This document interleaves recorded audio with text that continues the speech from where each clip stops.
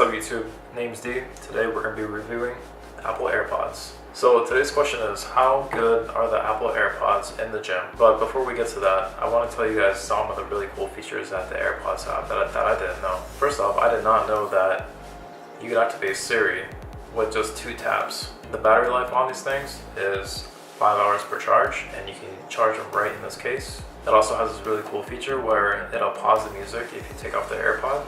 It also has talking detection, so it won't talk over you. In terms of the sound, I would say that they sound phenomenal. I honestly did not think that they were going to sound this good. If I had to describe the sound, I would say that it was really clean and smooth, and it was rich. If I had to describe the bass, I would say that it was really firm and it was really full. So the question of this video is that, should you buy these for the gym?